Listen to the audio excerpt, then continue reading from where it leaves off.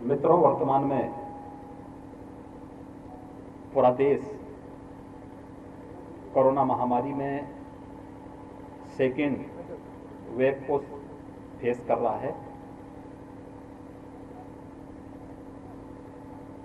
पूरे देश के अंदर आदरणीय प्रधानमंत्री जी के मार्गदर्शन और उनके नेतृत्व में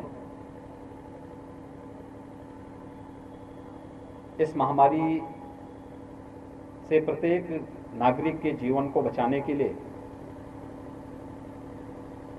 एक बृहद अभियान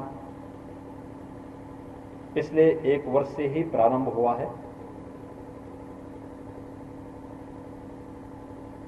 उत्तर प्रदेश देश के अंदर सबसे बड़ा राज्य होने के कारण उत्तर प्रदेश की इस पूरे अभियान में बड़ी जिम्मेदारी भी है। आदरणीय प्रधानमंत्री जी का मार्गदर्शन, भारत सरकार का सहयोग, प्रदेश सरकार अपने हेल्थ वर्कर्स, चिकित्सा विशेषज्ञ, कोरोना वॉरियर्स, अपने प्रशासनिक टीम, जनप्रतिनिधियों, इन सब के सहयोग से फर्स्ट वेव में उत्तर प्रदेश ने बेहतरीन प्रबंधन करके देश के सामने भी और दुनिया के सामने भी एक उदाहरण प्रस्तुत किया था। सेकेंड वेव ने अचानक पूरे देश और प्रदेश के सामने भी एक चुनौती प्रस्तुत की। वर्तमान में हम इस सेकेंड वेव को फेस कर रहे हैं। स्थिति वर्तमान में नियंत्रण में है। पिछले 10 दिनों के अंदर उत्तर प्रदेश के अंदर कोरोना के एक्टिव केस 85,000 कम हुए हैं।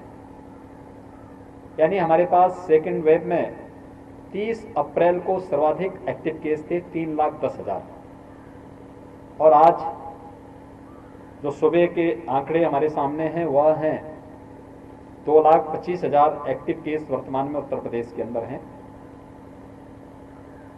यह एक अर्ली एंड एग्रेसिव जो कैंपेन प्रदेश के अंदर चल रहा है, हर एक वर्ग का जो योगदान इसमें है उसका परिणाम है।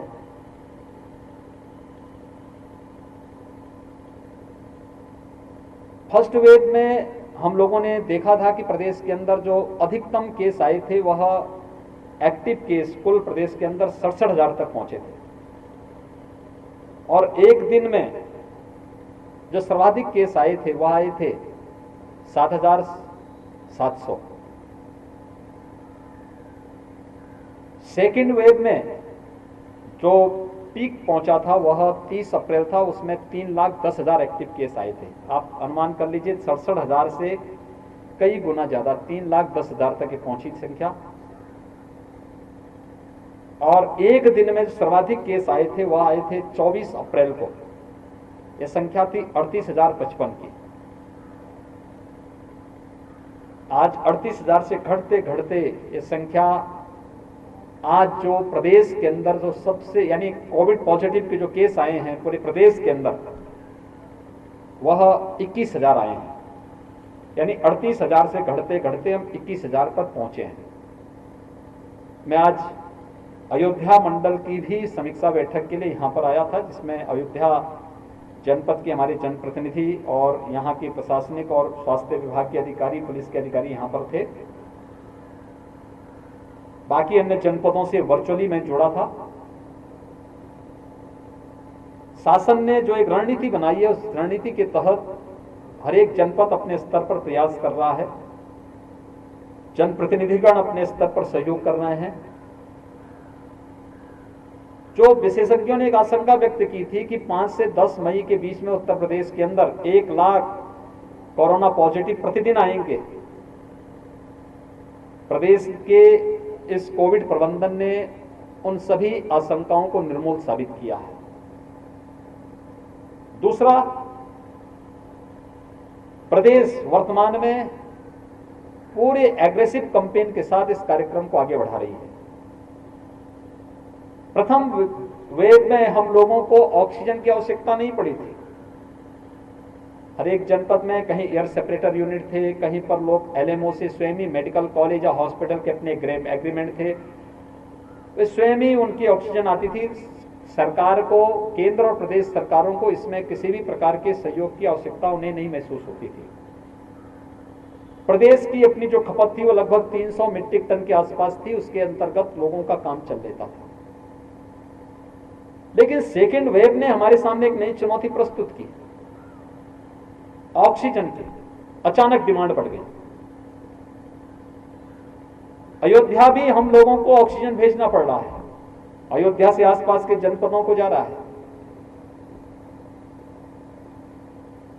यह स्थिति जो चुनौती हमारे सामने थी, इसके लिए हम आभारी हैं भारत सरकार के, आदरणीय प्रधानमंत्री जी के, जिन्होंने स्पेशल ट्रेन इसके लिए उपलब्ध कराई, ऑक्सीजन एक्सप्रेस चलवाई, एयरफोर्स के बड़े बड़े जहाजों के माध्यम से टैंकर भेजे गए। कल हम लोगों ने 1000 मीट्रिक टन से अधिक की ऑक्सीजन की आपूर्ति प्रदेश के अंदर करवाई है।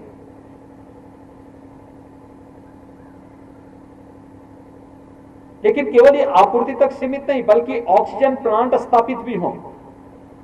वर्तमान में हम प्रदेश के अंदर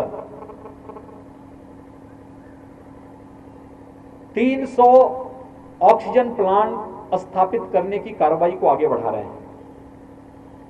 अकेले इस मंडल में 18 ऑक्सीजन प्लांट लगाने की कार्रवाई चल रही है, जिनमें से 6 लग चुके हैं, शेष की प्रक्रिया आगे बढ़ाई जा चुकी है। इसमें पीएम केयर फंड से, सीएम केयर फंड से,